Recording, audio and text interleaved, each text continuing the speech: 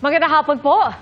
Huli camp sa Commonwealth Avenue sa Quezon City ang isang pampaserong jeep na lumihis, tumumba at tumaob. Dalawang sakay ng jeepney ang tumalsik at namatay. 16 naman ang sugatan. Nakatutok si Nico Wahe. Sa kuha ng CCTV, alas 6:30 kanina umaga, maluwag ang daloy ng trapiko sa eastbound ng Commonwealth Avenue.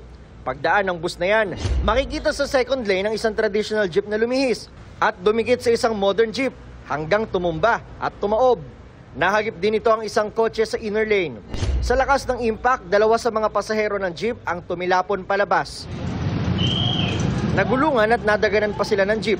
Ayon sa Quezon City Disaster Risk Reduction Management Office, parehong nasawian dalawa. Sugatan ng 16 na pasahero ng bumaliktad na jeep. Kwento ng driver ng kotseng nadamay, mabilis daw ang takbo ng jeep. Yung jeep, medyo dumikit sa akin, binusinahan ko. Maya-maya, umiwas siya. Nung umiwas, pagdating sa bandang unahan, namalayan ko lang pag-giwang-giwang na siya. Hanggat na tumama sa akin, inabot ako, preno ko, umabot pa rin. Hindi nagbigay ng pahayag ang tsoper ng nadisgrasyang jeep.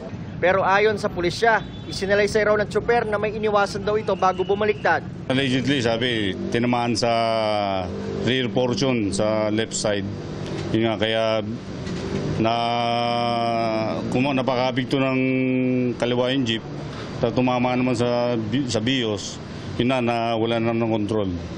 Maharap ang jeepney driver sa reklamong reckless imprudence resulting in homicide at multiple physical injuries. Nagpapagaling ngayon sa ospital ang mga sugatan. Para sa GMA Integrated News, Nico Wahe, nakatutok 24 oras.